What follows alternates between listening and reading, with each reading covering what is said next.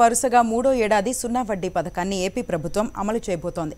కాసేపట్లో ఒంగోలు నుంచి CM YS Jaganmohan Reddy 1261 కోట్ల రూపాయలను మహిళా సంఘాల ఖాతాల్లో జమ చేయనున్నారు.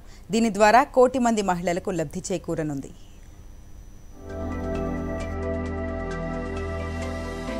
ఏపీ ప్రభుత్వం మూడో విడత వైఎస్ఆర్ సున్నా వడ్డీ పథకాన్ని అమలు చేయనుంది. ఒంగోలు నుంచి సీఎం వైఎస్ జగన్మోహన్ రెడ్డి డ్వాక్రా మహిళల బ్యాంకు ఖాతాల్లో నగదు జమ చేయనున్నారు. మహిళా సంఘాలకు అండగా నిలుస్తూ వారు తీసుకున్న రుణాలకు వడ్డీని ఏటా ప్రభుత్వమే చెల్లిస్తోంది. ఇప్పటికే 2 విడతల్లో 2354 కోట్ల రూపాయలు డ్వాక్రా మహిళలకు చెల్లించింది. ఇప్పుడు మూడో విడతలో 1261 కోట్ల రూపాయలను సున్నా వడ్డీ పథకం కింద జమ చేయనుంది. దీంతో 9.76 లక్షల డ్వాక్రా సంఘాల్లోని 1 కోటి మంది మహిళలకు లబ్ధి చేకూరనుంది. గత టీడీపీ ప్రభుత్వం డ్వాక్రా సంఘాలకు చివరి 3 ఏళ్లలో 382 కోట్లు మాత్రమే వడ్డీ కింద చెల్లించింది. వైఎస్ఆర్ కాంగ్రెస్ పార్టీ ప్రభుత్వం వచ్చిన తర్వాత సున్నా వడ్డీ కింద 3 విడతలు కలిపి మొత్తం 3615 కోట్ల రూపాయలు చెల్లించినట్లు అవుతోంది. ముఖ్యమంత్రి వైఎస్ జగన్మోహన్ రెడ్డి అందిస్తున్న సహకారంతో మహిళలు స్వయం ఉపాధి పొందుతున్నారు. వారు తీసుకున్న అప్పులను వెంటనే చెల్లిస్తున్నారు. దీంతో బ్యాంకులు కూడా తిరిగి రుణాలిచ్చేందుకు సహకరిస్తున్నాయి. గతంలో నాన్ పర్ఫార్మింగ్ అసెట్స్ కింద కోట్లాది రూపాయలు బకాయిలుండేవి. ఈ ప్రభుత్వం వచ్చిన తర్వాత మహిళలు 99% పైగా రుణాలు తిరిగి చెల్లించారు. మరోవైపు గత ప్రభుత్వంలో 8.71 లక్షల డ్వాక్రా గ్రూపులు మాత్రమే ఉండేవి. ప్రస్తుతం 9.76 లక్షల డ్వాక్రా సంఘాలు ఉన్నాయి.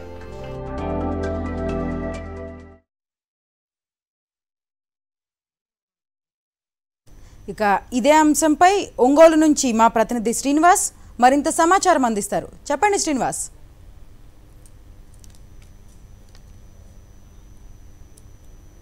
రెడ్డి ఒంగోలు పీవీఆర్ గ్రౌండ్స్లో ఉన్నటువంటి సభకు రాబోతున్నారు. ఇక్కడే సున్నా వడ్డీ పథకం సంబంధించిన పంపిణీ కార్యక్రమాన్ని ఆయన లాంఛనంగా మూడో విడత ప్రారంభించే పరిస్థితి ఉంది. ఇప్పటికే 2 విడతలుగా దాదాపు 2354 కోట్ల రూపాయలు పంపిణీ చేసినటువంటి రాష్ట్ర ప్రభుత్వం మరో విడత కూడా ఖచ్చితంగా టైం టు టైం మహిళలకు ఇవ్వాలి, డ్వాక్రా సంఘాలని ఆదుకోవాలన్న కాన్సెప్ట్ తోటి మూడో విడత పంపిణీ కార్యక్రమం కూడా ఒంగోలులో ప్రారంభించడం జరిగింది.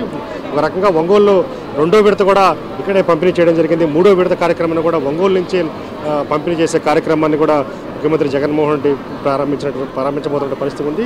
ఈ విడతలో దాదాపు 1261 కోట్ల రూపాయలు ఇవాళ 9,76,000 మంది డ్వాక్రా సంఘాలకు సంబంధించినటువంటి ఖాతాల్లో జమ చేయబోతున్నారు.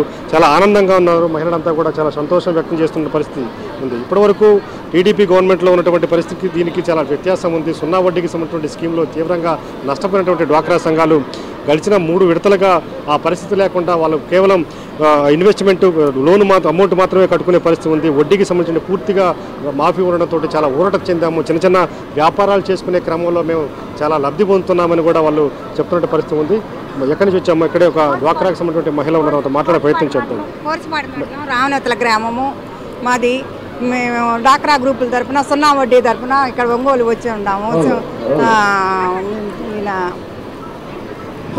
సున్నా